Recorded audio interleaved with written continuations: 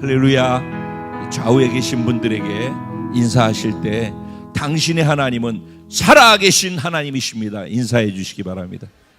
영원히 하나님은 살아계신 하나님. 아멘. 아멘. 저와 여러분의 하나님은 살아계신 하나님이신 줄로 믿습니다. 지금 이 자리에 우리와 함께 계심을 믿습니다. 여기 계신 살아계신 하나님이 우리를 지극히 뜨겁게 사랑하고 계심을 믿습니다. 오늘 그 사랑의 하나님의 뜨거운 사랑의 심장을 말씀을 통해서 함께 듣는 시간이 되기를 바랍니다. 은혜 받으신 하나님 말씀은 시편 136편입니다. 1절부터 26절까지인데 제가 한 토막만 내려고 하다가 이걸 다 읽는 것이 좋겠다 싶어서 일부러 길지만은 이 본문을 다 잡았어요. 오늘 읽을 때 원래 이 성경 본문이 시편 이 본문이 성전에 올라가면서 부르는 노래라고 해요. 그러니까 예배자들이 성전에 올라가서 예배드리기 위해서 올라가면서 부르는 노래인데 특별히 유월절이나 아니면 절기 때는 앞에서 제사장이나 리더가 선창을 하면은 뒤에서 후창을 하고 이렇게 같이 합주처럼 하나님께 고백을 드렸던 그런 노래라고 해요.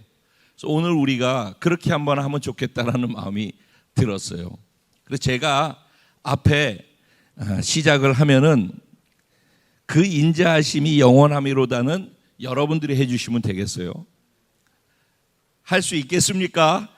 네. 그 대신 그냥 기계적으로가 아니라 그 내용을 하나하나를 이렇게 마음으로 받으면서 생각하면서 그래서 또 그 인자하심이 영원하다라는 그런 고백이 같이 하나님께 마음을 담아서 올려졌으면 좋겠습니다. 제가 먼저 시작하겠습니다.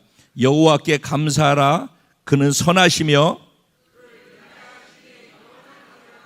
신들 중에 뛰어난 하나님께 감사하라. 주들 중에 뛰어난 주께 감사하라. 홀로 큰 기이한 일들을 행하시는 이에게 감사하라. 지혜로 하늘을 지으신 이에게 감사하라. 땅을 물 위에 펴신 이에게 감사하라.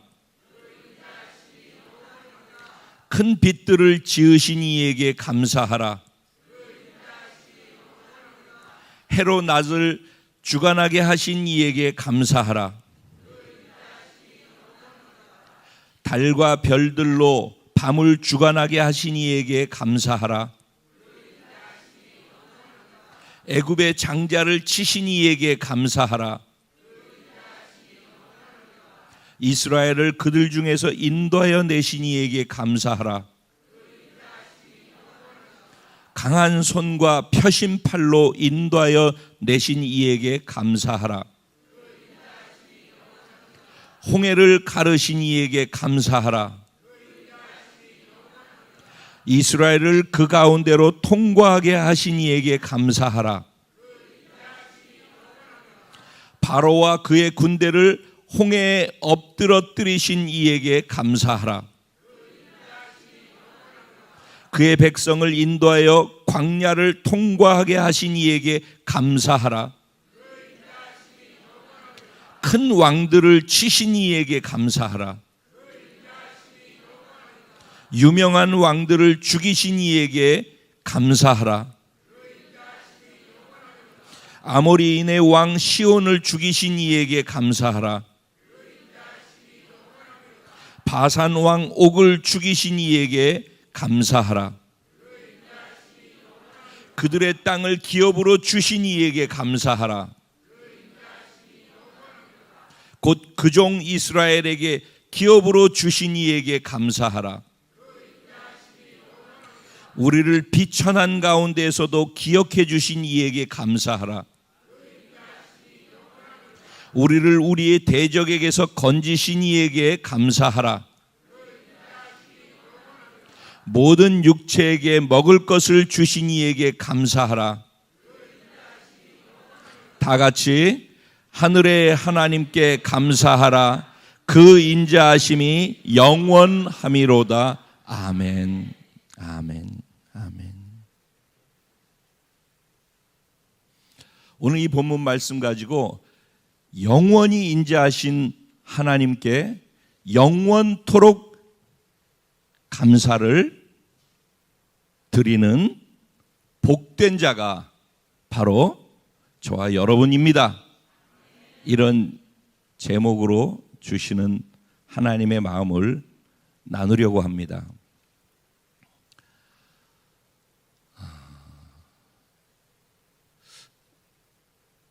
성경에서 모든 절기는 하나님이 제정하셨죠. 모든 절기를 그 페스티벌 축제라고 해서 진행을 하는데 절기의 가장 중심에 무엇이 있느냐 하면은 모든 절기는 감사 절기예요. 그러니까는 하나님이 이스라엘에게 7대 절기를 지키라고 하셨을 때 그 중심에는 뭐가 있냐면은 그 절기, 축제, 우리로 치면 명절을 지나는 것처럼 지나는 그 시간을 통해서 그 명절의 주인이 단지 축제가 아니라 하나님이 주인공이시고 그 하나님 때문에 즐거워하는 축제를 절기로 지키라고 한 것이죠.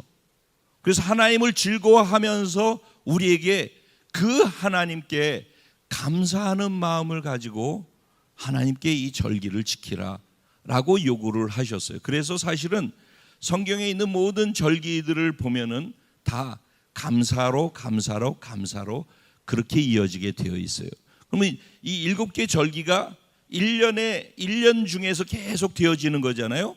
그러니까 결국은 1년을 계속 보내면서 하나님이 이 절기를 주신 것은 계속해서 하나님을 인식하면서 감사함을 놓치지 마라. 그것이 키예요. 왜 하나님은 우리에게 감사를 놓치지 않기를 바라실까요? 이유는 하나예요. 사실은 하나님이 영광 받으시기 위해서예요. 그런데 우리는 그렇게 생각하고 그렇게 들으면은 야, 하나님 욕심쟁이 라고 생각할 수 있어요. 대부분 그렇게 생각을 해요. 하나님 자기밖에 몰라 라고 생각을 하실 수 있어요. 일반적으로는 그렇지 않아요. 근데 인간적으로 생각하는 사람은 이렇게 들으면 하나님 너무 일방적이잖아 라고 생각할 수 있어요. 그런데 그렇게 생각하는 것은 하나님을 잘 모르기 때문에 그런 거예요. 하나님이 이렇게 해서 우리가 하나님께 감사를 올려드리고 하나님께 영광을 드리는 것 그 자체가 그것을 통해서 우리가 복되도록 하기 위해서예요. 우리가 감사할 때 하나님이 영광 받으시지만 우리가 감사할 때 우리가 행복해지는 것을 아시기 때문에 그래요. 하나님은 그러니까 우리를 만드신 분이잖아요. 우리를 만드셨기 때문에 하나님은 우리가 어떨 때 행복한지를 가장 누구보다도 잘 아시는 분이에요. 우리 인간은 감사할 때 행복해요. 여러분, 미워하고 시기하고 질투하고 불평하고 원망할 때 행복하던가요? 근데 작은 것이라도 옆 사람에게라도 감사하는 마음을 갖고 진짜 마음에서 감사해서 감사함을 표현하려고 할 때 그때 내 마음이 편안하지 않아요? 그 상태가 지속되어질 때 행복하다라고 하는 거예요. 그러니까 감사한 것은 누구를 위해서 해주는 거라고 생각하지만은 누구를 위해서 해주는 게 아니라 내 자신이 행복하기 때문에 그러는 거예요. 근데 하나님은 이걸 아시는 거예요. 하나님이 인간을 만드실 때 인간을 행복하게 하기 위해서 만드셨어요. 인간과 사랑하기 위해서 만드셨어요. 그래서 우리가 하나님을 높이고 예배하고 영광 돌리고 하나님과 사랑의 교제를 나누는 예배자로 살아가는 것이 하나님께는 영광이 되고 우리에게는 복이 되는 거예요. 우리가 왜 하나님의 말씀을 순종해야 되는지 아셔요? 하나님 욕심쟁이, 맨날 자기 말대로만 하라고 그래 라고 우리는 생각해요. 너무나 말이 안 되는 것을 요구하신다라고 생각해요. 그런데 하나님은 아시는 거예요. 마치 감사해야지만 우리가 행복한 것처럼 하나님께서는 우리가 하나님의 말씀대로 순종해야지 우리가 복이 된다라는 걸 아신다는 거예요. 이거는 시스템 같이 그냥 딱 정해져 있는 거예요. 우리가 하나님이 말씀에 순종할 때 우리가 복이 임한다. 우리 자체가 복이 된다라는 거예요. 그러니까 순종하지 않으면은 하나님이 우리에게 복으로 주신 것들이 작동이 안 되는 거예요. 그래서 하나님은 순종하라고 하는 거예요. 왜? 우리 복되게 하기 위해서. 단지 우리가 복되게 하는 것을 넘어서서 우리가 순종해서 우리가 복이 돼야 우리에게 있는 그 복이 다른 사람한테 흘러가는 거예요. 그래서 너는 복이 될지라, 복의 근원이 될지라 아브라함에게 말씀하셨던 이유는 아브라함이 하나님께 순종할 때 그가 복이 되고 그를 통해서 복의 근원이 돼서 아브라함을 보고 만나는 사람들이 그 복을 받게 이어지는 축복의 유통자가 될 수 있기 때문에 그렇게 말씀하신 거예요. 그러니까 순종이 나한테 손해다라고 생각하는 사람은 결코 하나님께서 이 시스템으로 구축해 놓으신 순종함을 통해서 우리에게 복이 임한다라는 이것을 경험하기가 쉽지 않아요. 좀 더 나아가면은 하나님이 우리의 통치자고 왕이시라고 하잖아요. 우리는 그의 백성이라고 하잖아요. 그렇죠? 그럼 하나님이 통치자라고, 그분이 보좌에 앉아 계신 거예요. 그분이 우리를 다스리시는 거예요. 그분의 다스리심이 무엇을 통해서 우리에게 오는 거예요? 그분의 말씀을 통해서 오는 거예요. 그분이 말씀하신다니까. 그분 말씀하시는 분이에요. 그분이 말씀하시는 것을 내가 듣고 그 말씀대로 순종할 때 그분의 통치가 흘러나가는 거예요. 내 순종을 타고 하나님이 생각해 놓은, 왕이 계획해 놓은 왕의 계획이 있지 않겠어요? 그 계획이 흘러나가는 거예요. 그런데 우리들은 이 잘못하는 정치인들이나 잘못하는 권위자들이나 잘못하는 부모들이나 잘못하는 선생이나 뭐 그런 잘못하는 우리의 위에 있는 윗권위자들에 대해서 많은 쓴 경험들이 있단 말이에요. 하라고 해서 따라서 했더니 좋은 일보다는 어려운 일들이 있었던 기억이 있는 사람들은 하라고 하면은 그게 나한테 좋은 일이 일어날 거라는 기대로 연결이 잘 안 된단 말이에요. 그러니까 그런 가운데에서 예수를 믿게 됐고 하나님의 말씀을 듣게 되는데 이것이 지식으로 듣지 이 말씀대로 순종하는 것이 복이라고 이런 얘기를 하더라도 에이 무슨 이렇게 받게 되어진단 말이에요. 근데 이유는 뭐냐면은 하나님, 내가 믿기로 작정한 하나님이 어떤 분인지를 모르기 때문에 그래요. 하나님은 우리 인간처럼 실수하고 말한 대로 그대로 따랐더니 그 말한 결과가, 순종한 결과가 나에게 고통과 아픔과 어려움이 되는 것으로 다가오지 않아요. 하나님은 자기 스스로 오늘도 우리가 읽어서 계속해서 고백했던 것처럼 하나님은 그냥 그 자체가 선이라는 거예요. 선한 일을 하시는 분이 아니라 그냥 그분 자체가 선이라는 거예요. 그분 자체가 인자라는 거예요. 그분이 그냥 그렇다라는 거예요. 근데 그 인자와 그 선이 영원하대요. 영원. 그런 그 영원하다라는 건 뭐예요? 만약에 제가 아주 못돼가지고 여러분들을 맨날 핍박하고 채찍질하고 노예로 부리는 그런 사람이 저예요. 통치자고. 근데 제가 영원해. 그럼 여러분 어떻게 했어요? 피가 마르는 거지. 영원토록. 영원이라는 개념은 이런 개념이라는 거예요. 영원이란 단어의 의미가 이런 의미라는 거예요. 그런데 만약에 그분이 선하시고 좋으시고 인자하시고 자비하시고 그분이 무엇이든지 우리에게 잘되게 하기 위해서 좋으심으로 가득 차서 그것이 영원하다라고 할 때 그 영원은 불변이라는 거잖아요. 뭐가 불변이에요? 조심의 불변이라는 거예요. 그분이 나를 향한 선의 불변이고 인자와 사랑과 긍휼과 자비의 불변이라는 거예요. 이게 우리가 믿겠다라고 대상으로 나는 하나님을 믿습니다라고 선택한 그 하나님의 성품이라고. 그러니까 이거는 바뀌질 않는 거예요. 우리가 하나님이 감사하는 것이 나를 영화롭게 하는 거야 라고 했을 때 하나님을 영화롭게 하기 위해서 하나님이 감사를 요구하지만은 그 감사를 통해서 우리가 행복할 수 있다는 것을 아시기 때문에 감사를 요구하는 거예요. 여러분 뭐 경험해 봤잖아요. 감사하면 기분 좋잖아요. 감사를 표현하면 기쁘단 말이에요. 감사하지 않고 오히려 미워하고 시기하고 질투할 때 그게 너무너무 마음을 어렵게 하고 힘들게 해요. 그래서 불행한 거예요. 감사할 조건이 계속되면 행복해요. 감사할 조건을 잃어버리기 때문에 불행한 거예요. 우리가 지금 반년을 여기까지 왔어요. 반년을 오면서 세계적으로도 그렇고 나라적으로도 그렇고 뭐 국제 정세 안에서도 그렇고 또 그런 속에서 코로나가 왔고 코로나로 말미암아서 경제적으로나 모든 부분들이 다 어려움을 겪게 되어졌고 우리가 계획했던 것들이 한순간에 다 수포로 돌아갔어요. 우리 1년 계획되어 있었던 선교적인 관점에서도 모든 것이 다 스탑됐어요.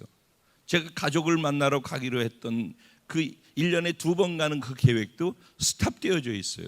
모든 것이 다 스탑되어졌어요. 그런 가운데 어려움 속에서 6개월이 지나가고 지금 7월 첫째 주를 맞이했어요.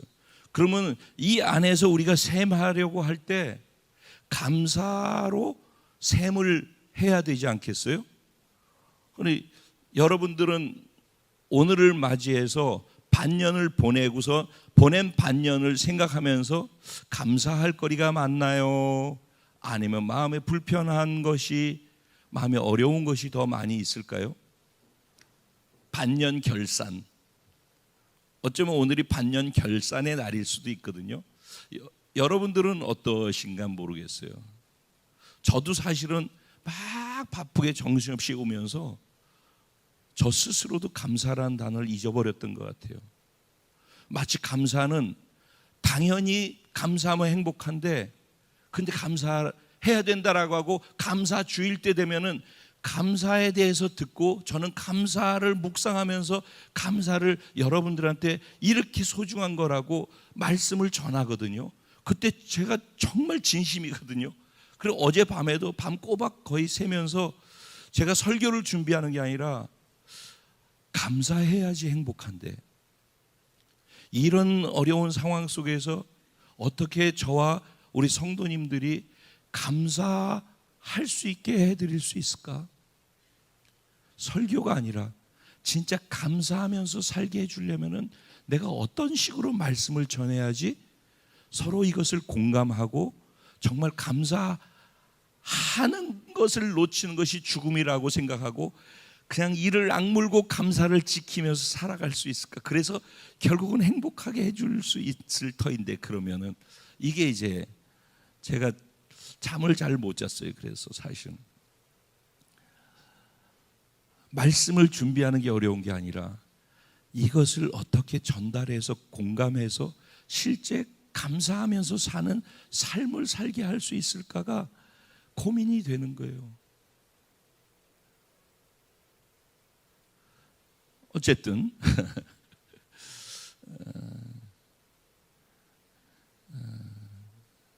신앙생활에 있어서 감사는요 기초와 같아요.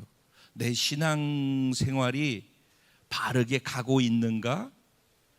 내 신앙이 지금 정확한 방향 안에서 움직이고 있는가를 확인할 수 있는 길이 무엇인가? 내게 감사가 계속되고 있는가를 보면은 내 신앙생활이 제대로 잘 가고 있다라고 그냥 생각하면 웬만큼은 맞을 거예요. 감사는 신앙생활의 시금석과 같은 거예요. 감사를 통해서 감사가 계속 되어지고 있는가 아닌가를 통해서 내 신앙이 지금 흔들리고 있는가 아니면 내가 바르게 가고 있는가를 그냥 감사가 내 신앙생활의 척도로서 구분해 볼 수 있는 좋은 그 지렛대 같은 것이 되어져요. 척도이죠. 그러니까 감사를 확인하는 건 참 중요해요. 그런가 하면은 신앙뿐만 아니라 인격에 있어서도 그래요.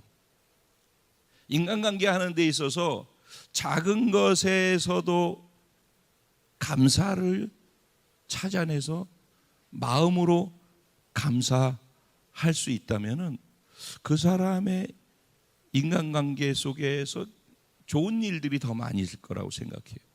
사회생활에서도 마찬가지겠죠. 그걸 인격이라고 얘기를 해요. 즉 인간관계에 있어서도 감사의 영역이 커져 있는 사람은 그게 곧 인격이 점점 성숙되어서 깊어져 있는 사람이다라고 이렇게들 이야기를 할 수 있어요. 그러니까 인격의 꽃이 감사예요. 신앙의 꽃도 감사예요. 이 감사가 계속 이어지면은 선순환이 이어져요. 삶의 선순환이. 근데 이 감사가 멈추게 되면은 선순환이 역순환으로 끊겨버려요. 그러니까 우리 감사해야 되겠죠.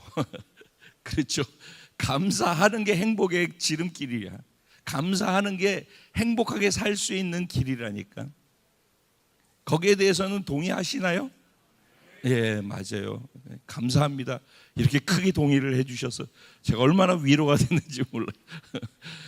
사실이니까 그렇죠. 예. 그런데 이제 문제는 그렇게 감사해야 되는데 감사가 잘 안 된다라는 것이 아까 고백한 것처럼 그게 문제인 거예요. 왜 감사가 그렇게 어려울까요? 감사가 우리가 잘 모르기 때문에 그래요. 몰라서 감사 못하는 거 있어요. 사실 오늘 본문은 어떤 면에서 거기에 속한 걸 수 있어요. 아, 이런 게 감사해야 될 내용이구나. 아, 이것이 내가 계속해서 감사할 수 있는 비결이구나. 사실은 오늘 본문의 내용에는 그게 나와 있는 거예요. 상황과 상관없이 끝까지 영원토록 감사할 수.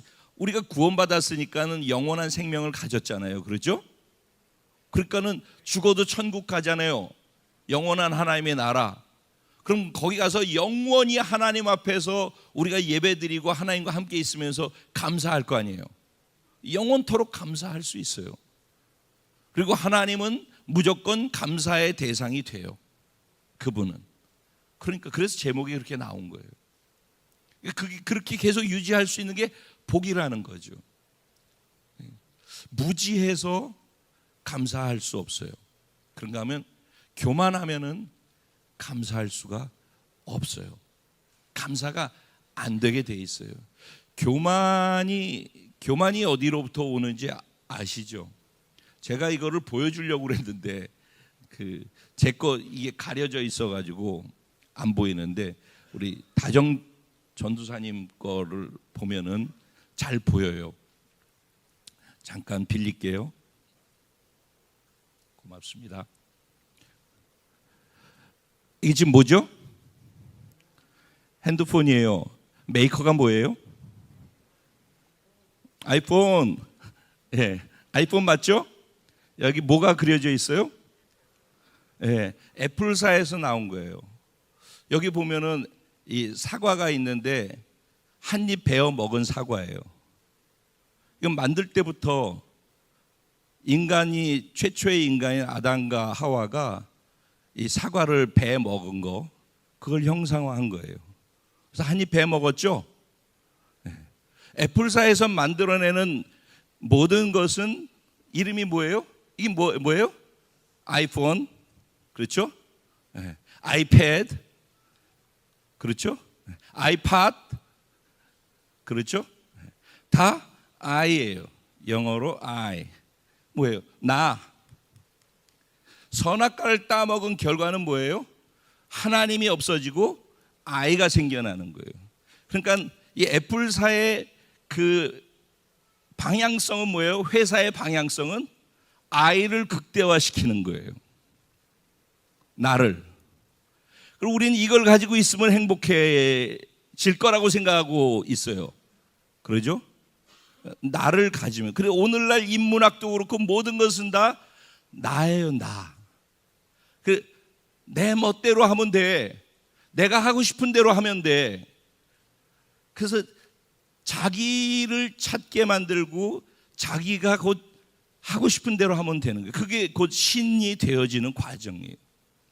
선악과를 따먹은 인간은 그렇게 살아가게 돼 있어요. 하나님이 없고 자기만 있는 거예요. 그래서 모든 것을 볼 때 뭘 보냐면은 내가 보는 눈으로 보는 거예요. 내가 보는, 이건 이따 줄게요. 내가 보는 눈으로 보는 거예요.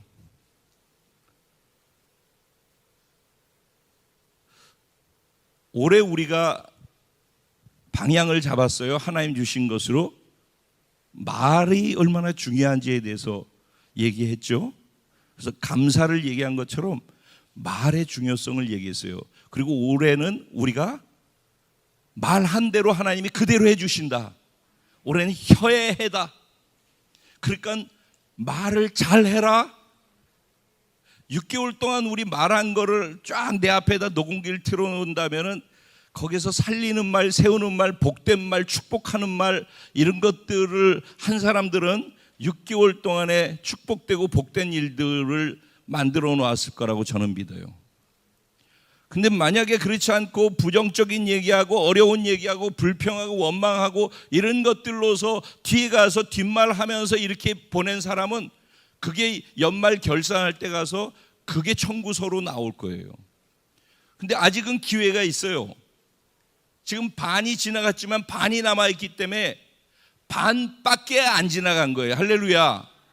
그래서 나머지 반을 어떻게 말하고 채워나가느냐 하는 것은 연말에 가서 정산할 때 아주 중요한 것으로 작용을 할 거라고 저는 확신해요. 왜냐면 올해가 그런 해기 때문에 그래요. 그래서 우리의 말을 조심해야 돼요. 우리 말에 파수꾼을 세워서 한 박자 쉬고 내가 하고 싶은 말 멈추고 그분이 하고 싶은 말을 열어드릴 수 있는 그 훈련을 해야 된다라고 했어요. 그렇죠? 내가 하는 말은 안 좋은 말들이 더 많이 나와요. 그런데 그분이 하는 말은 우리를 살리고 세우는 복된 말이 나와요. 그러니까는 나는 십자가에서 죽음으로 넘기워서 안 좋은 것과 부정적인 것은 죽음으로 넘기우는 훈련을 해야 돼요. 그리고 그분은 부활시켜서 그분이 하시고 싶은 말을 할 수 있도록 내 입을 열어드려서 통로로 사용하실 수 있도록 해드리는 것, 그 과정이 필요해요. 그래서 그게 그 과정을 통해서 걸러서 나오는 게 말이란 말이에요. 근데 말은 어디에서부터 온다고 그랬어요? 생각에서 온다고 그랬어요. 생각은 어디로부터 온다고 그랬어요? 마음이 생각이라고 그랬죠. 보는 것에서부터 오는 거예요. 보는 것. 즉 눈에서 온단 말이에요. 눈. 우리가 무엇을 보느냐, 보고 있는 것이 내 생각 속에 들어오고 그게 내 생각이 돼서 입으로 말하게 되고 행동하게 돼 있어요. 이거는 그냥 시스템이에요. 시스템. 어떤 사람이 뭔가를 말할 때는 그 사람 안에 생각 속에 그게 있어서 그 말이 나오는 거예요. 너의 마음에 가득한 것이 입으로 나온다고 그랬어요. 그래서 너의 마음을 지켜라. 생명의 근원이 이에서 난다라고 했어요. 그래서 이 마음을 지키고 생각을 지키는 것이 중요한데 그걸 지키기 위해서 더 먼저 지켜야 될 게, 말을 지키기 위해서 생각을 지켜야 되고 생각을 지키기 위해서 더 먼저 지켜야 될 게 뭐예요? 우리의 보는 눈을 지켜야 되는 거예요. 눈이 바뀌지 않으면은 생각도 안 바뀌고 말도 안 바뀌고 행동도 안 바뀌어요. 내가 빨강 색깔 안경을 끼고서 빨강색으로 안경이 빨간색이기 때문에 그 사람이 파란색 안경으로 색을 바꾸기 전에는 빨간색 안경을 끼고서 보니까 모든 것이 다 빨간색으로 보이니까 빨간 색깔의 생각을 하게 돼 있고 빨간 색깔의 말을 하게 돼 있고 빨간 색깔의 말을 하면서 할 수 있는 행동들을 하게 돼 있는 거예요. 안경의 색깔을 바꿔야 되는 거예요. 눈의 색깔을 바꿔야 돼요. 눈이 바뀌어야 된단 말이에요. 아이폰 얘기했지만은 선악과를 따먹고 주인이 된 내가 내 눈을 가지고 보게 되면은 내 눈으로 보여지는 것으로 할 수 있는 얘기밖에 할 게 없어요. 그럼 무조건 다 빨강색으로 얘기하게끔 돼 있어요. 근데 그것에서 답이 없고 그 죄로 보여지는 눈, 죄 지은 인간이 죄로 보여지는 눈으로 보여지는 모든 것들은 정확하게 판단하고 정확하게 보는 거지만은 그 정확하게 보는 것이 다 죄된 것으로 말하게 돼 있어요. 왜? 죄 가운데에서 죄된 눈으로 가지고 있기 때문에. 그래서 우리가 인류가 아무리 철학으로 선한 것으로 윤리 도덕으로 다 자신을 바꾸어 보려고 의로운 삶을 살아보려고 노력했지만 안 되니까, 그리고 하나님은 안 되는 거 아시기 때문에 예수 그리스도가 이 땅에 오셔서 우리의 죄를 뒤집어 쓰고 우리의 안 되는 절망적인 우리를 자기 안에 다 담아 놓으시고 십자가에 죽으신 거예요. 그리고 부활하신 그 부활의 생명으로 다시 거듭 태어나게 하신 거란 말이죠. 그 안에 우리가 구원받았다는 말 안은, 다시 태어났다는 말 안에는 선악과를 따먹어서 죄 지어서 죄로 말미암아 볼 수 있는 나의 눈도 죽었고, 할렐루야, 예수 그리스도의 부활하신 눈, 영원한 생명으로 죄 없다라고 하시는 거룩한 눈으로 볼 수 있는 그 눈이 열려지게 되는 거란 말이에요. 그래서 관점이 바뀌는 거예요. 그래서 예수 믿는 사람의 특권이 관점의 변화가 일어나는 것이 예수 믿는 사람의 특권이라고 얘기하는 이유가 여기에 있는 거예요. 예수를 믿었는데 교회는 다니는데 눈이 안 바뀌어. 나로 계속 모든 것을 봐. 그게 틀렸다라는 거 아니에요. 나로 보면 팩트가, 이게 지금 보여지는 게 이게 뭐예요? 이게 지금 조화예요? 생화죠. 그러죠? 이게 무슨 색깔이에요? 녹색이죠. 이렇게 말하게 돼 있어요. 녹색이니까 녹색이라고 말하죠. 이게 팩트예요. 사실이에요. 우리는 이 사실을 말해요. 우리의 눈으로 이걸 보고. 그러면 이게 사실이에요. 그러니까 사실이기 때문에 목숨을 거는 거예요. 사실이기 때문에 분노하는 거예요. 사실이기 때문에 마음이 어려운 거예요. 사실이기 때문에 그래서 불평하고 원망하는 거예요. 가나안 땅 거인 족속들이 사실이었기 때문에 두려움이 생겼던 것처럼. 그런데 그거는 내 눈으로 볼 때 사실인 거지, 하나님의 눈으로 보면 사실이 아니었잖아요. 이게 믿음의 눈이 열린, 영의 눈이 열린 사람들이 새로운 관점으로 볼 수 있는 비결이라는 거예요. 그래서 이게 평소에 아무것도 아닌 거, 이게 무슨 색깔이야? 녹색. 이건 문제가 없어요. 그런데 지금 이것이 나를 절망시키는 것이고 이제 내 인생 끝났다라고 하는 것이 내 눈에 보여지는 것이라고 해요. 이제 나는 희망이 없다, 끝났어 라고 이렇게 보여져요. 그리고 이게 사실이에요. 색깔처럼. 그럼 이 사람은 정확하게 자기가 보는 눈으로 보고 있으니까 끝난 거 아니에요? 절망이고. 근데 만약에 그 나는 죽었고 내 눈도 죽었고 부활하신 예수의 눈이 내게 살아서 이것을 볼 때 녹색이야 라고 하는데 녹색이 아니야 라고 만약에 하나님이 하시는 것이 내가 인정되어진다면 녹색이 아니라 파란색이라고 얘기할 수 있겠죠. 만약에 그렇다면, 그러면 지금 이게 절망이고 끝이다라고 하는 것으로 보여지고 있을 때 이게 팩트고 사실인데, 하나님께서는 아니야, 이 절대 절망 속에 절대 희망이 있어. 하나님 감춰져 있는 곳에 길을 내시는 분이시잖아요. 오늘 본문에 우리가 읽은 내용이 그런 것이죠. 홍해가 없었던 게 아니에요. 그들을 가로막고 있는 것이 없었던 게 아니란 말이에요. 가로막고 있는 홍해가 있는 게 팩트란 말이에요. 그러니까 사람들은 팩트를 보고선 불평하고 원망하고 절망하는 거란 말이에요. 그게 잘못된 거 아니에요. 사람의 눈으로 그렇게 보는 게 맞는 거예요. 그런데 그렇게 그 눈으로 보고 사는 게 절망이라고 인정하는 사람이 예수를 믿고 새로운 존재로 다시 시작하는 거 아니겠습니까? 그러면 예수가 보는 눈은 뭐냐 말이에요. 홍해가 있지만은 그래서 절망이라고 얘기할 때 아니야, 그런데 이 홍해 속에 길을 내시는 분이 하나님이야 라고 그렇게 외칠 수 있는 사람이, 그게 예수 믿는 사람 아니냐고요. 그러니까 우리는 부정을 얘기할 수밖에 없는 팩트 속에서 긍정을 말할 수 있는 믿음의 사람들이 될 수 있다라는 거예요. 그러니까 우리가 이런 개념의 이런 원리로서 우리의 현재 일어나는 삶을 볼 수 있는 눈이 열리기 전에는 팩트만 가지고서 감사를 찾으려고 하는 사람들에게는 평생 가도 감사를 찾기가 쉽지 않아요. 교만 얘기하다 이 얘기를 했죠. 하나님이 이렇다라고 하는데 내가 보는 눈이 더 정확하니까 내가 보는 눈은 이래라고 얘기하는 게 교만이에요. 그 선악과를 따먹었을 때가 바로 그 일이 일어난 거거든요. 하나님 보실 때 그렇다고 하는데 아니 내가 볼 때는 이래요. 왜 말씀이 나한테 순종하면 복이라고 하는데 왜 말씀대로 그렇게 안 하느냐?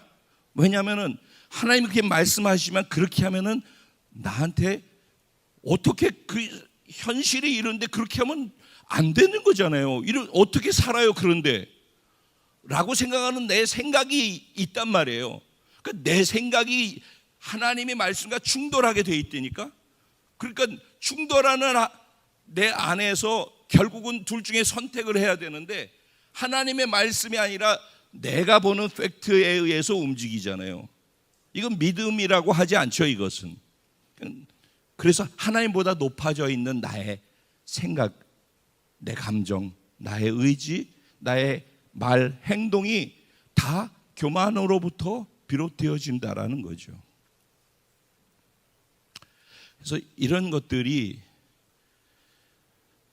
하나님께 감사할 수 있는 것들을 가로막고 있는 것들이에요. 또 감사하지 못하는 것은 당연하다라고 생각하기 때문에 그래요. 저 언젠가 그랬죠. 당연한 것은 없어요. 모든 게 다 고마운 거예요. 지금 교회에서 되어지는 건 내가 이 교회에 와준 거죠. 내가 이 교회를 다녀주는 거잖아요. 내가 예수를 믿어주는 거잖아요. 그러니까 그 나머지 그래서 나를 전도하기 위해서 나한테 잘하고 따뜻하게 하고 뭐 이렇게 어떻게 해서든지 섬기려고 하고 접대하려고 하고 어떻게 해서든지 그렇게 하는 거, 네가 그렇게 하니까 내가 믿어줄게, 네가 그렇게 하니까 내가 한번 나와줄게 라고 생각을 한단 말이에요. 그런데 그 사람들이 하나님 빼고 나면 뭐가 아쉬워서 그러는데 하나님 때문에 그러는 거란 말이에요. 하나님이 그 영혼을 사랑하기 때문에 그래서 섬기는 거예요. 나는 당연히 안 섬겨도 되고 나는 당연히 받기만 하면 되고 내가 와주는 것이 내가 신앙생활을 당연히 해주는 것이 아니라 그들은 하나님을 좀 더 많이 알기 때문에 하나님의 은혜가 좀 더 많이 있기 때문에 좀 더 많이 봉사하고 좀 더 많이 헌신하고 좀 더 많이 섬겨 드리는 거거든요. 시간 빼가지고 바쁜데도 그냥 주중에 낮에 다니면서 어떻게 해서든지 만나가지고 그분을 세워주려고 하고 조금만 하면 빼지는 걸 또 거기 가가지고선 또 그렇게 해가지고 다시 세워서 다시 가려고 하는 게 그 사람이 돈 받고 하는 게 아니잖아. 하나님 때문에 하나님이 보시는 눈을 갖고 그 영혼을 보니까 그 영혼을 살리고 세워주고 싶어서 그러는 거란 말이죠. 그게 당연한 거라고 받는 순간 감사할 게 없어지죠. 감사할 대상도 없어지는 거예요. 근데 사실은 당연한 게 아니기 때문에 고마운 것인 거예요. 그 사람들의 헌신이 내가 이만큼 신앙생활하고 자라가게끔 해주시는 하나님이 쓰신 도구란 말이죠. 다 감사한 거죠. 맨날 불평하고 원망하려고 하면은 얼마든지 얘기할 거 있죠. 우리 구역은 이렇고, 우리 구역장은 이렇고, 우리 목사님은 이렇고,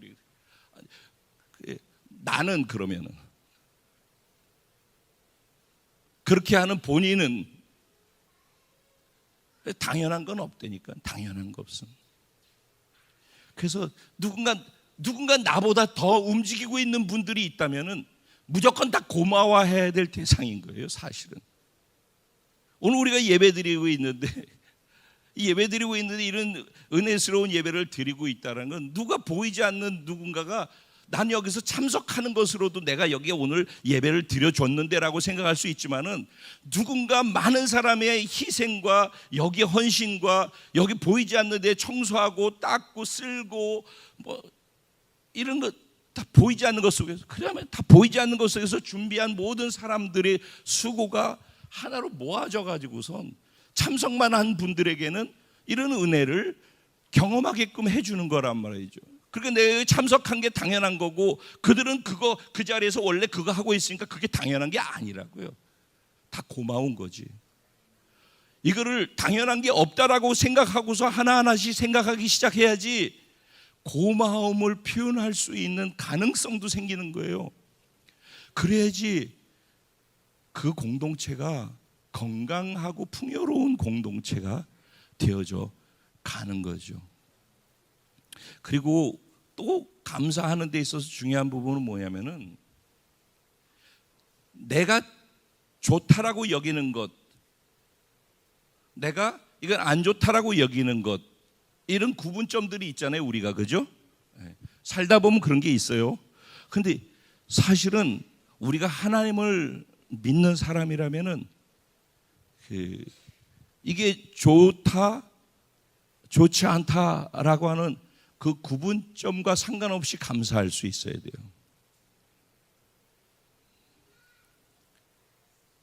제가 임창표 어록이라는 이런 얘기도 하고 막 그랬는데, 사실 우리가 육적으로 살고 있지만 또 영적 존재잖아요. 그래서 이게 영적인 것과 육적인 것과는 이 두 세계가 오버랩되어 있어요, 사실은. 그래서 육적인 것을 뭘 하나 얻잖아요. 그러니까 하나를 얻으면 하나를 잃어요. 내가 잃어서 없어졌다고 생각하지만은 영적인 거를 하나를 얻는 기회가 돼요. 그리고 그것은 우리 눈에는 보여지는 것 안에서 카운트하고 셈하기 때문에 감사거리가 있고 없고로 되지만은 하나님 안에서는 하나님의 성품 안에서 우리 한 사람 한 사람을 보고 하나님이 계획해 놓으신 선한 계획 속에서 우리 인생을 이끌어가고 계시거든요. 그래서 지난번에 인자라는 단어에 대해서는 말씀을 드렸어요. 인자라는 단어의 뜻이 뭐라고 그랬어요? 완전 무결하게 완벽하게 변하지 않는 절대적인 사랑, 이런 거라고 그랬어요. 그죠? 흔들리지 않고 변함이 없는, 끝없이 계속되어지는, 변함없이 끝없이 절대적으로 계속되어지는 사랑, 이게 인자라는 단어의 의미라고 했어요. 그럼 여기서 선이라고 하는 것은 뭘까요? 인자는 그분의 사랑이 절대적으로 불변하면서 끝없이 이어지는 거라면은, 선이라고 할 때는 뭘까요? 선이라고 하는 것은 이것도 똑같이 그분의 절대 불변함 속에 있는 그분의 성품인데, 그분의 계획과 목적 안에서 선이 포함되어 있다는 거예요. 언제나 그분의 목적과 계획은 그냥 다 선이라는 거예요. 그 선이라는 단어의 의미 안에 이게 담겨 있다라고요. 그래서 우리가 사역리할 때, 전도하거나 사역리할 때 우리가 이런 얘기하죠. 하나님이 당신을 사랑하십니다. 하나님이 당신을 위한 무한한 아름다운 복된 계획을 가지고 있습니다. 이거 예전에 다 했죠. 거기에서 우리를 사랑하십니다. 우리를 향한 소중하고 아름다운 계획을 갖고 있습니다 라고 얘기를 하잖아요. 여기에서 이 사랑하십니다라는 것은 인자에 속한 거고, 하나님께서 우리를 향해서 그런 복된 계획을 가지고 계십니다 라고 하는 것은 선에 속한 부분이에요. 이해가 되시죠? 그래서 그분의 선하심이라고 할 때는 그분의 사랑 안에서 우리가 구원받아 하나님의 자녀가 됐잖아요. 그러 하나님의 자녀가 된 우리를 향해서 하나님은 바다의 모래 같은, 하늘의 별과 같은 선한 계획들을 다 가지고 계시다라는 거예요. 여러분 생각해, 오늘 이제 본문으로 돌아가죠. 이제 마무리를 해야 되니까. 오늘 본문에도 보면은 하나님이 어떤 분인지에 대해서 얘기하고 있어요. 본문에서 본문 기자는 뭐라고 얘기를 하고 있어요? 하나님은 어떤 분이라고 얘기를 해요? 1절 이후에 신들 중에서 가장 뛰어난 신, 주, 통치자, 주인, 통치자, 주 중에서 가장 뛰어난 주라고 소개를 하죠. 그렇죠? 여러분 여러분 영곤 형제의 뒤에 아주 힘센 사람이 있어요. 숙인 자매 뒤에 네, 힘센 사람이 있어요. 근데 제 뒤에도 힘센 사람이 있어요. 근데 그 뒷배를 믿는단 말이죠. 나는 뭐 싸움 못하고 힘이 약하지만, 근데 뒤가 든든하잖아요. 근데 영권 형제 뒤에서 힘 있는 사람보다 내 힘 있는 사람이 더 약하면은, 그러면 영권 형제가 더 자신감이 생길까요? 제가 자신감이 생길까요? 당연히 영권 형제겠죠. 마찬가지죠. 신들이 있어요. 신. 근데 신들 중에 여기서 뛰어난 신이라고 했을 때 이 뛰어남은 최상급을 얘기하는 거예요. 내 뼈 중에 뼈요, 내 살 중에 살이라 할 때는 아담이 하와가 최고 중에 최고의 아내라는 것을 표현할 때 쓰는 히브리적 표현법이거든요. 그러니까 최상급으로 표현한 거예요. 여기서도 그 똑같은 표현법이 쓰여진 거예요. 여기 뭐라 그래? 신들 중에 뛰어난 신이고 주들 중에 뛰어난 주라고 할 때는 신들 중에 최고 최상급의 신이고 주들 중에 최고 최상급의 주라는 거예요. 그게 누구래요? 내가 믿는 하나님이 그런 하나님이래요. 절대적이라는 거예요. 그래서 그분보다 위가 없다라는 거예요. 그분보다 센 게 없다라는 거예요. 그분이 최고로 세다라는 거예요. 그거를 고백하는. 그래서 감사한대요. 근데 그 뒤에 4절부터 뭐라고 그래요? 홀로 큰 기이한 일을 행하시는 하나님, 그분의 인자하심 때문에 감사하라. 그러죠? 여기선 무엇을 얘기해요? 하나님이 그렇게 센 분인데, 그분이 센 분인데 아무것도 안 해. 맨날 보좌에만 앉아 있어. 그런 분이 아니라 행동하시는 분이래. 행동. 4절 이후는 그분이 어떻게 행동하시는지를 쭉 다 얘기하고 있는 거예요. 그분의 행동하시는 하나님, 역사 속에서 행동하시는 하나님, 온 우주 만물을 창조하실 때 행동하시는 하나님, 천지 만물을 창조하시는 행동을 하시는 하나님, 이스라엘의 역사를 시작하시고 주관하시고 이끌어가시는 행동하시는 하나님, 우리 개개인의 삶을 하나님께서 이끌어가시고 주관하시는 행동하시는 하나님이라는 것을 계속 고백하고 있는 거예요. 우리는 내 삶에서 눈에 보이는 좋고 나쁜 것 때문에 감사하고 감사 못하고 이렇게 간다면은, 오늘 우리가 읽고 있는 이 시편의 저자는 하나님을 정확하게 이해하고 알고 있고 그것을 믿기 때문에 감사할 수 있는 거예요. 그래서 무지하면은 감사하기 어렵다라는 얘기가 이런 얘기예요. 하나님이 어떤 분인지를 너무 정확하게 아는 거예요. 그분은 기이한 일을, 큰 기이한 일을, 여기서 신묘막측이라는 표현을 쓰기도 해요. 기이하다, 우리가 헤아릴 수 없는 거예요. 신묘막측하다, 그런 표현은 아시죠? 신묘막측하다. 그분이 그렇게 그런 기이한 일을 하신, 그러면서 설명하는 게 그분의 그 기이한 일로 행하시는 것 속에 그분의 지혜를 가지고서 뭘 했는가? 천지를 창조하셨대요. 천지 창조주 하나님을 소개하는데 모든 그분의 창조에 뭐가 있었대요? 그분의 지혜가 있었대요. 그분의 지혜로 그분은 그냥 되는 대로 만든 것이 아니라 정확하게 계획해 놓으시고 계획한 것 속에서 그분의 확실한 완전 무결한 지혜 속에서 천지 만물을 창조하셨대요. 그러면서 그분이 어떻게 하셨는지를 쭉 얘기하기 시작하죠. 물 위에 땅을 펴셨대요. 큰 빛을 그분이 만드셨대요. 해를 통하여서 낮을 주관하게 하시고 달과 별을 통해서 밤을 주관하게 하셨대요. 그래서 여기에서 있는 단어를 보면은 하나님이 어떤 분인지를 얘기하는데, 하나님은 지으시는 하나님이에요. 창조주 하나님. 그 다음에 지은 것을 주관하시는 하나님이에요. 하나님이 어떤 분인지, 그분이 행동하는 행동을 통해서 하나님이 어떤 분인지를 계속해서 소개를 하고 있어요. 그리고 그 하나님이 이스라엘 백성들을 구원해 내기 위해서 바로의 군대를 홍해 가운데에서 수장시켜 버리시는 하나님, 치시는 하나님, 강한 왕들을, 큰 왕들을 죽이시는 하나님, 그리고 주시는 하나님. 이제 26절까지 계속 하나님이 어떤 하나님인가를 소개하고 있는 거예요.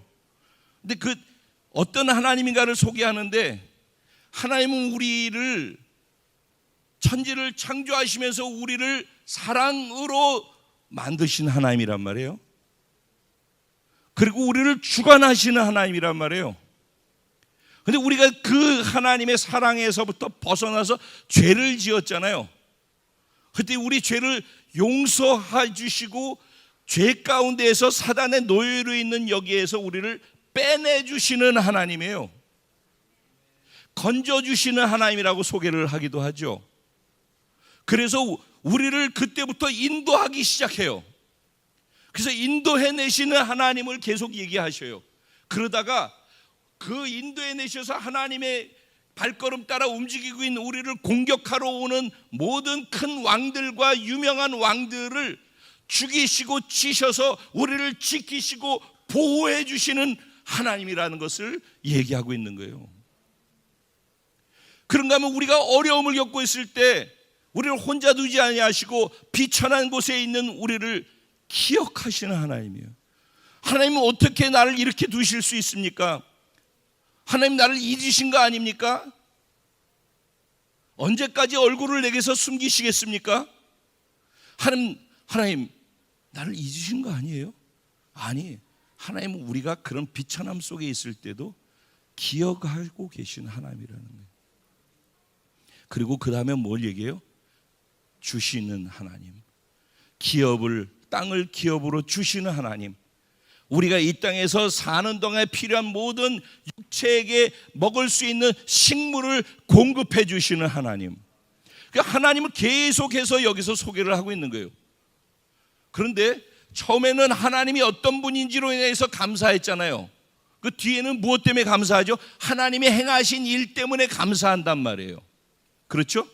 하나님 지금 이런 일을 하셨기 때문에 감사하죠. 그게 기이한 일이라고 얘기를 했죠.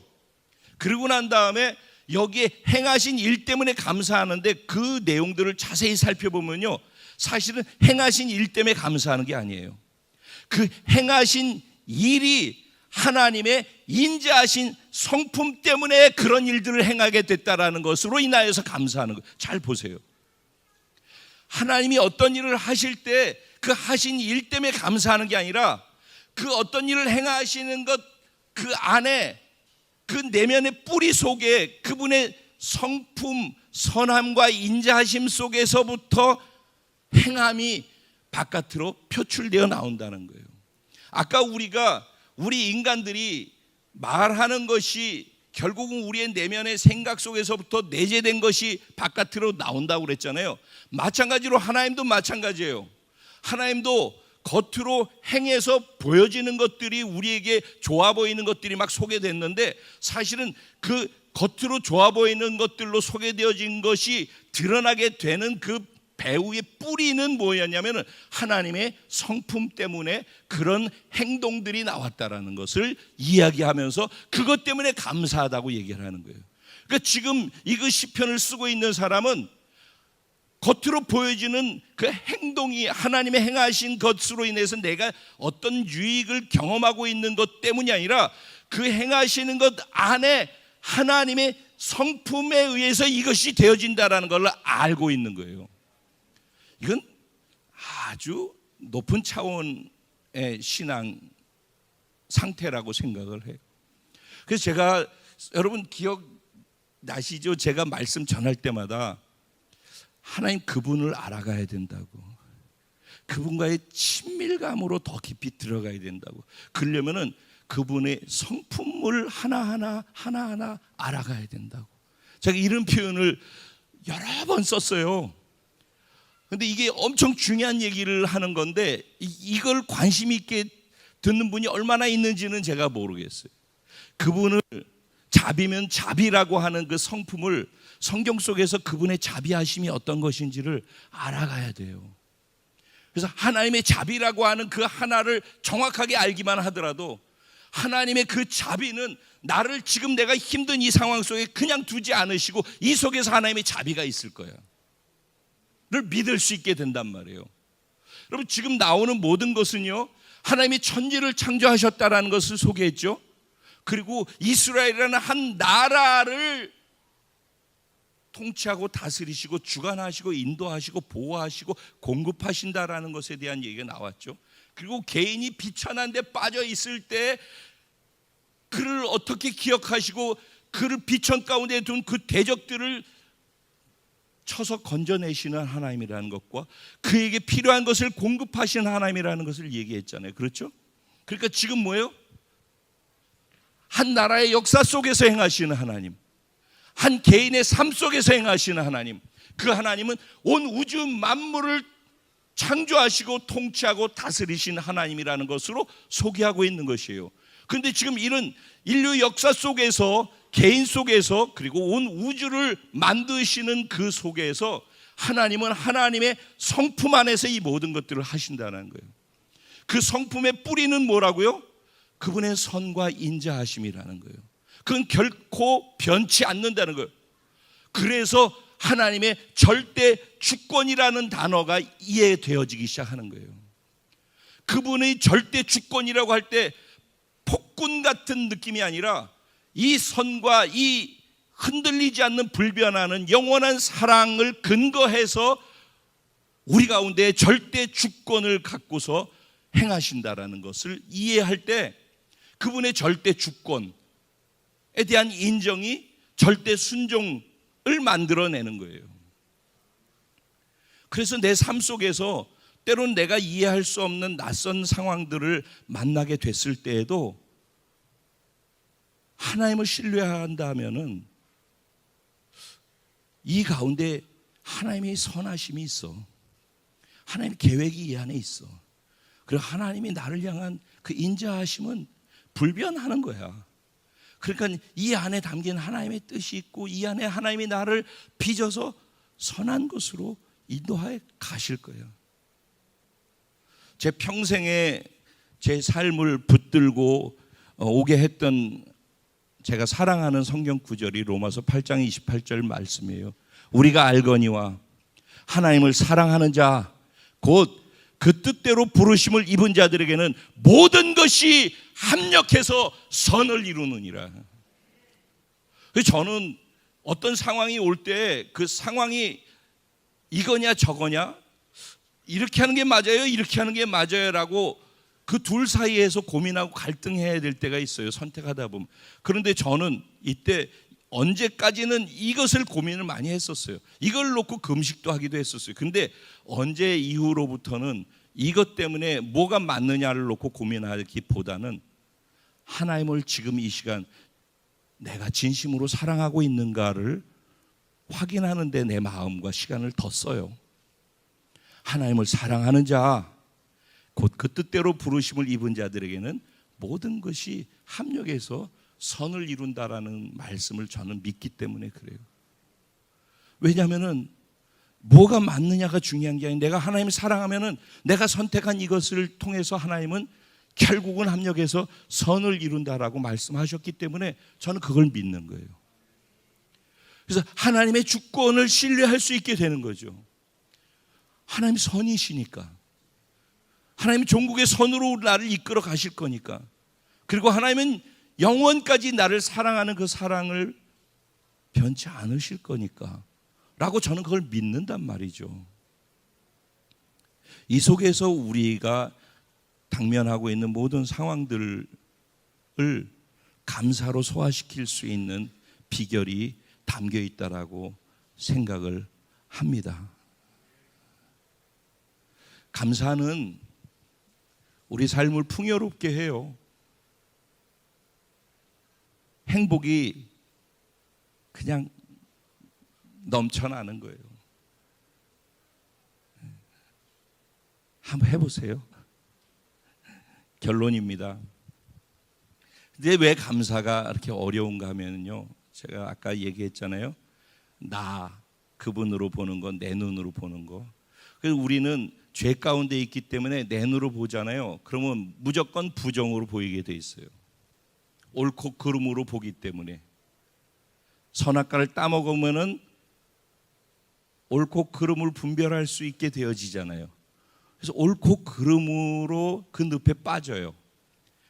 율법이 옳고 그름을 만들어 주거든요.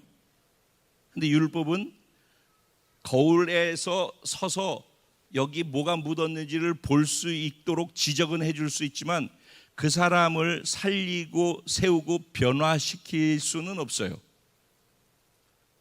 그래서 예수님이 오신 거거든요. 그래서 율법을 완성시켜버린 거예요. 그래서 그것이 은혜인 거예요. 그런데 그래서 우리가 그걸 받아들이고선 새 사람이 됐는데 우린 여전히 육체의 눈도 있고 새 사람이 된 눈도 믿음의 눈으로, 영의 눈으로 있는 거란 말이죠. 근데 이 눈으로 보는 것으로 가면은 무조건 죄로 보이기 때문에 무조건 부정으로 보게 돼 있어요. 펜실바니아 대학의 교수, 심리학 교수가 연구를 했대요. 연구해가지고서 나온 자료에 의하면은 사람은 부정은 그냥 쉽게 모두를 갖다가 이렇게 공감하게 만든대요. 거의 다 그렇기 때문에 그냥 공감이 쉽게 된대요, 부정은. 그래서 12정탐꾼 얘기가 이제 그런 거죠. 10명이 얘기했는데 250만 명이 다 그렇게 영향 받아가지고선 그런 거 보면은 부정의 말이 얼마나 강력한 영향이 있는지 알잖아요. 근데 그 부정은 우리는 가만히 있으면은 자동으로 이쪽으로 가서 부정으로 가게 돼 있대요, 우리는. 그래서 자동으로 이쪽으로 가게 돼 있는 우리를 긍정으로 가는 것으로 이거를 바꾸려면은 부정이 한 개면은 긍정이 4개가 있어야지만 부정 한 개를 이겨서 긍정으로 바꿀 수 있대요. 그러면은 우리 부정은 늘 여기 있으니까 이거를 긍정으로 바꾸려면은 적어도 긍정으로 볼 수 있는 것을 4번이나 더 봐야 되겠죠. 진짜 결론입니다. 감사라는 단어는 영어로 thank 하잖아요, 그죠? 근데 그 어원이 think에서 왔다라고 언젠가 말씀드렸죠. 그 감사는 생각해야지 감사거리가 나온다니까. 생각하지 않고 그냥 눈으로 즉흥적으로 보는 것 속에서 판단하는 것 속에서는 무조건 부정으로 간다니까. 그런데 멈추어서서 생각하고 멈추어서서 십자가를 통해서 보고 멈추어서서 부활하신 예수 그리스도의 눈으로 바꾸어 볼 수 있도록 한 번 스탑할 줄 알아야 돼요. 그래서 생각을 해야지 돼요. 그냥 보면 한 번에 부정으로 갈 수 있는 거를 스탑해서 4번을 생각해야지 이 부정을 이길 수 있는 힘을 얻는다는 거예요. 그러니까는 일반적으로 그냥 우리는 너무 쉽게 이쪽으로 가고 이건 자동이기 때문에 신경 쓸 것도 없어요. 그냥 이렇게 가면 이렇게 가는 거예요. 이건 그냥 물 흘러가듯이 편안하게 갈 수 있어요. 그러니까 스트레스 받을 일이 없어요, 부정 쪽은. 그래서 불행한 거예요. 근데 행복으로 가려면은 내가 긴장을 해가지고 생각에 긴장을 해서 쫄깃쫄깃하게 하나님의 말씀과 하나님은 어떻지, 하나님이라면 어떻게 하실까, 이거를 긴장하면서 자꾸 생각을 해야 되는 거예요.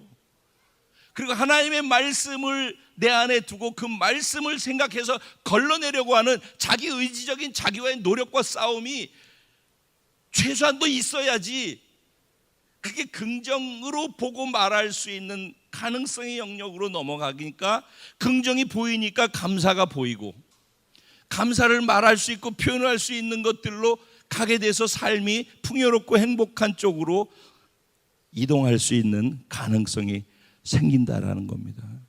그 가만히 주어지는 게 없어요. 우리가 그만큼 노력해야 돼요.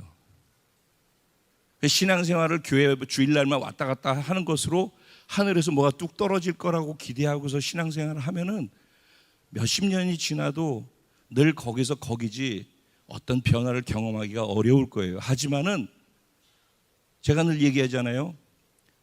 몸에 식스팩을 만드는 것처럼 몸에 근육을 만들기 위해서 내가 정말 하겠다라는 의지가 있으면은 정기적으로 지속적으로 반복 지속 15회 3세트 계속 해야죠. 그게 몸을 힘들게 하거든요. 근데 그걸 힘들지만 해야지 결국은 근육이 이 살 지방이 떨어져 나가고 근육이 생기지 않겠습니까? 영적인 근육은 제가 스피리추얼 머슬이라고 그래서 많이 얘기했었잖아요. 영적 근육은 절대 그냥 안 만들어져요. 쉽게 될 거라고 생각하고 안 된다고 그건 안 하니까 그런 거예요.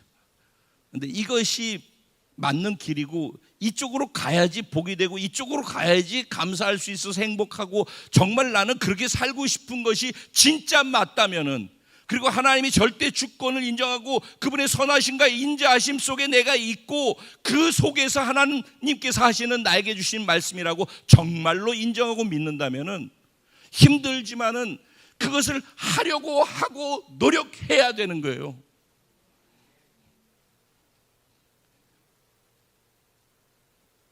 정말 감사하면서 우리 공동체가 행복하게 되기를 원하거든요. 제가 어떻게 이거를 같이 공감하면서 전달해서 진짜 그렇게 할 수 있게 할 수 있을까를 고민하면서 표현한 건데 전달이 됐는지 모르겠어요. 우리 같이 부정보단 긍정이, 원망과 불평보단 감사가, 그래서 불행보다는 행복이 저와 우리 공동체 사랑하는 지체들 모두에게 더 풍성하게 넘치게 있게 되기를 주님의 이름으로 축원합니다. 우리 서로 노력하고 서로 도와줘야 돼요. 옆에서. 그래서 구역이 있는 거예요. 그래서 서로 도와줘야 되는 거예요. 서로 손잡아줘야 되고 서로 기도해줘야 되고 서로 일으켜줘야 되고 서로 붙들어주고 서로 일으켜주자. 함께 기도드리고. 그 찬양의 가사들이 다 이런 거예요. 그 노래가 아니라 그 가사를 음미해 보면은 아주 깊은 거거든요. 제가 그 찬양 참 좋아해요. 그래서 그 찬양할 때 참 기쁘고, 서로가 서로에게 힘이 되어 주셔요. 당연한 건 없어요. 누군가가 나를 섬기고 있고 누군가 나한테 애쓰고 힘쓰고 뭔가를 해주려고 하는 것이 있다면은 내가 만나주지, 내가 가주지가 아니라 그 사람이 나를 그만큼 섬기고 있고 그 사람이 나보다 더 성숙돼서 하나님의 통로로서 쓰여지고 있기 때문에 내가 그 은혜를 받고 있다라고 생각해서 오히려 그런 사람들이 주변에 있으면 많이 감사를 표현하세요. 그리고 저와 여러분이 그런 사람이, 그런 자리에 있는 사람이 되기를 소원합니다. 그래서 감사도 많아지고 감사를 받는 일도 많아지는 그런 행복한 공동체가 되기를 우리 주님의 이름을 한번 부르고 기도하며 나갑니다. 기도드리겠습니다. 주여